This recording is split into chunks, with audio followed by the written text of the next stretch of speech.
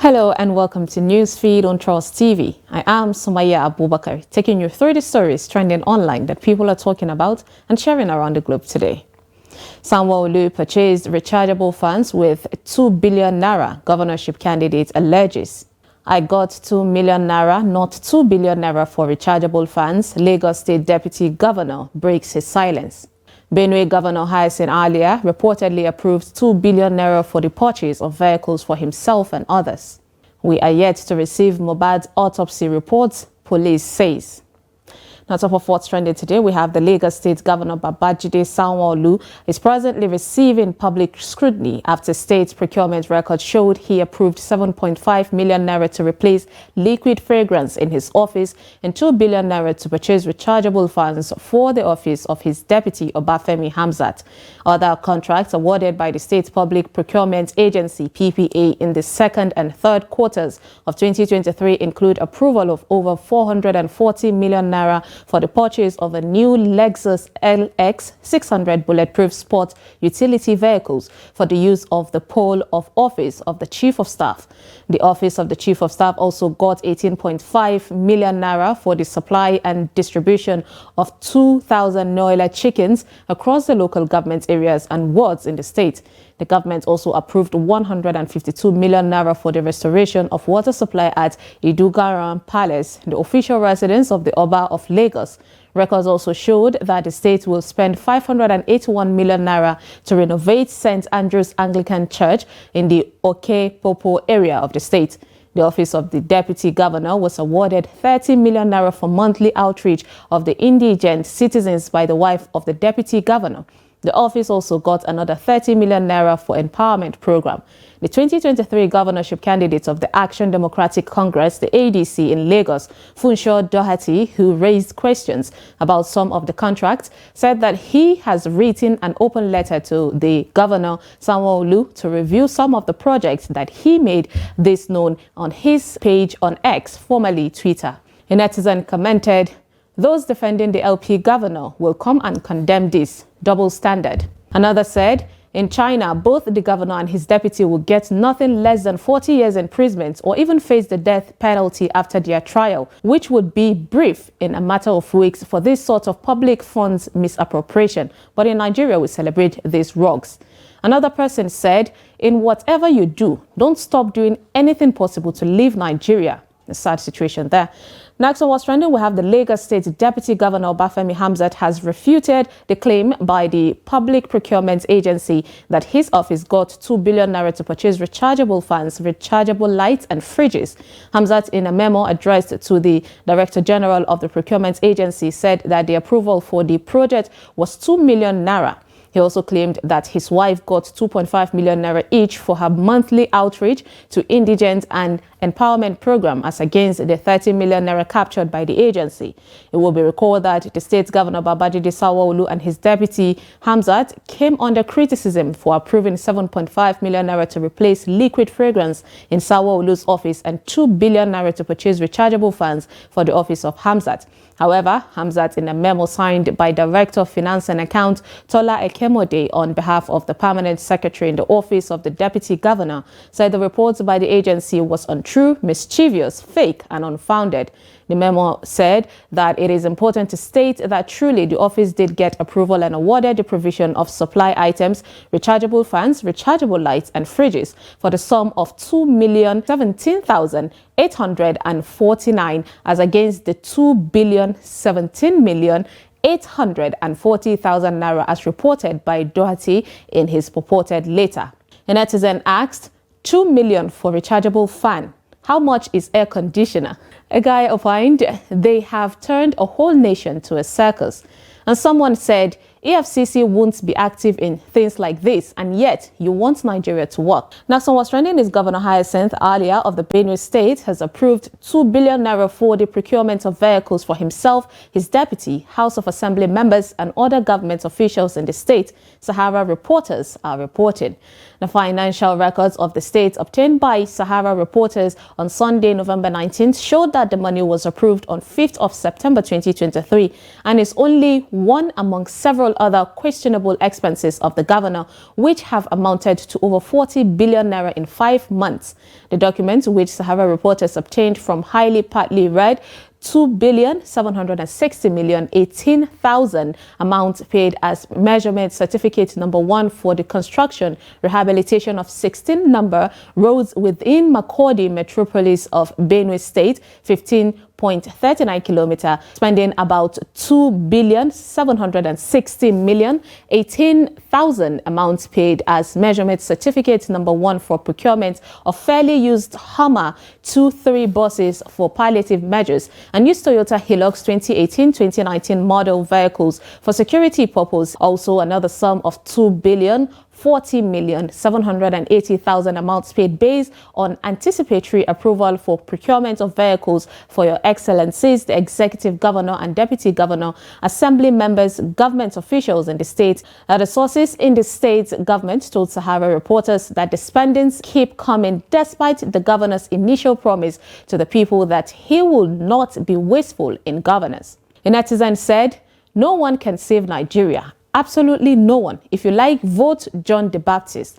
A lady said, "Benue Road is the worst in the history of Nigeria." And a guy wrote, "You see, even man of God turned politician is the same as normal politician." Next on what's trending is Governor Alex Oti of Abia State spent a whopping sum of 927 million naira within 3 months on refreshments, meals, settlement of honorarium, allowances, welfare packages for government officials. Sahara also are reporting this.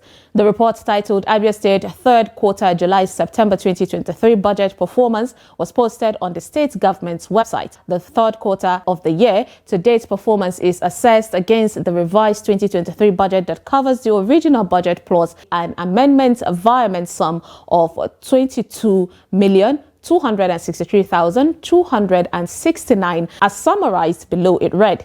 Now, this budget performance report is produced by the Abia State Planning Commission Budget Department Office of the Accountant General Accounts Production Department and published on the Abia State website.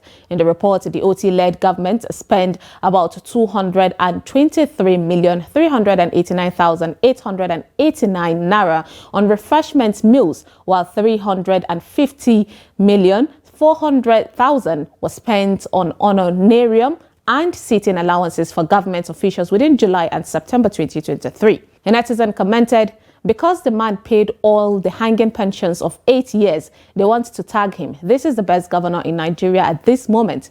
A lady said, "And Abia State people were happy when he won the election. Abia people are just about to experience premium shege banza kowe." Another lady said, "Show us other states' spending budget because all of them are the same." Now let's take a short break, and when we come back, you will see what Obasanjo said. Stay tuned.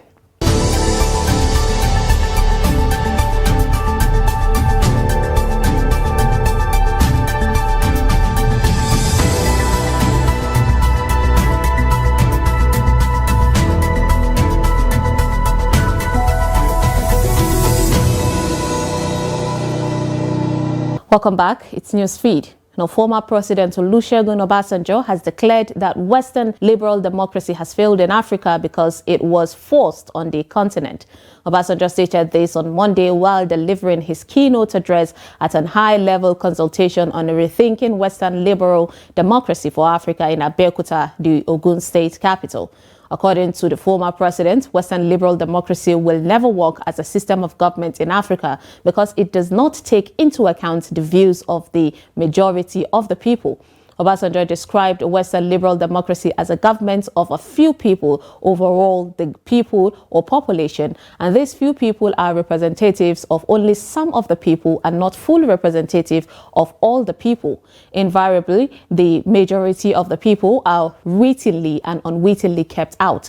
He advocated for what he termed as Afro-democracy in place of Western liberal democracy. According to him, the African countries have no business operating a system of government government in which they have no hands in its definition and design. Obasanjo said the weakness and failure of liberal democracy as it is practiced stems from its history, content, context, and practice. Once you move from all the people or to representatives of the people, you start to encounter troubles and problems. For those who define it as a rule of majority, should the minority be ignored, neglected, and excluded?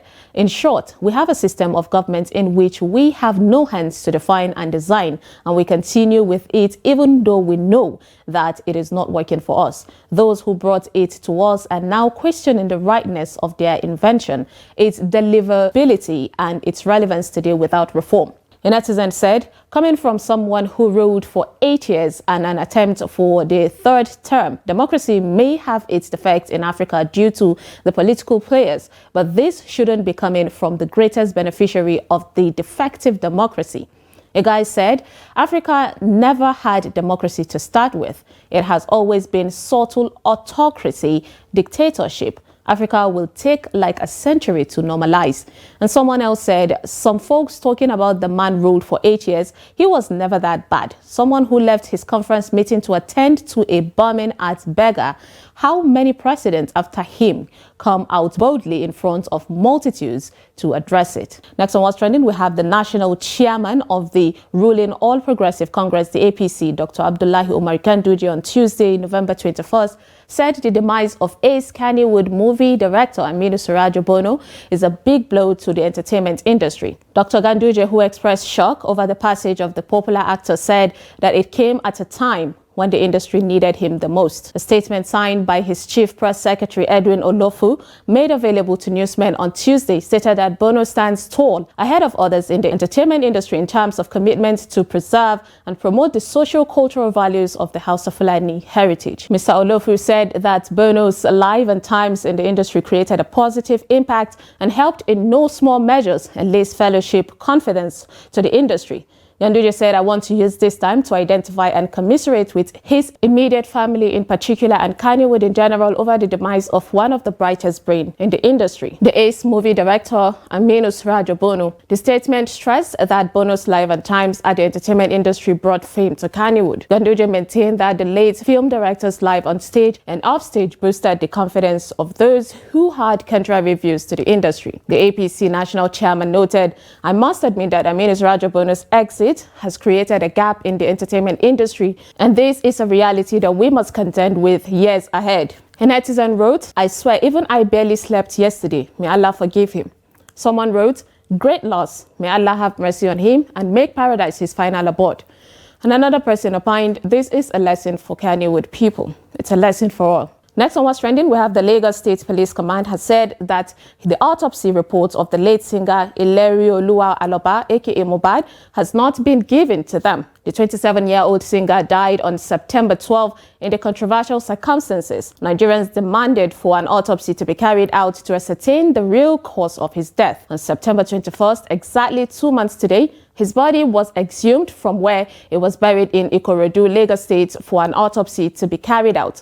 On October 6, the State Police Command announced the autopsy had been concluded while results were being awaited. Nigerians have been waiting anxiously for details of the result. However, in a chat with Punch, the spokesperson of the command, SP Benjamin Hundeyin, on Monday, November 20th, said the command is yet to receive the result. The autopsy report has not been given to us. Some people have been carrying rumors that it is ready, but it's one thing for it to be ready, it's another thing for it to be given to us officially. That we will receive and sign a copy that we have received it. So we don't work with rumors, we work with facts, he said.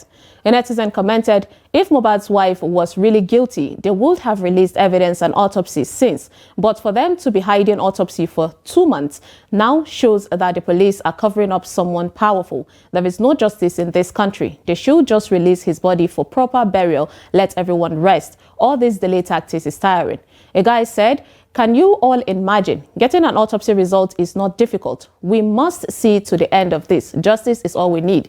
And someone added, this boy has suffered. Nigeria, little things like this are made to look like a big deal. What is autopsy report for months now that is taking forever? And lastly, onto a funny video of a man who was shocked by a dog. Take a look. No, don't let me get down. Una beg am for me. No, they beg am for me. No, beg am for me. Beg am for me. Beg am for me. Una beg am. Who should be begged now, the dog or the man? And that is all on Newsfeed today on Trust TV. Follow us and subscribe to all our social media platforms: Facebook, YouTube, Instagram, and X. Hi.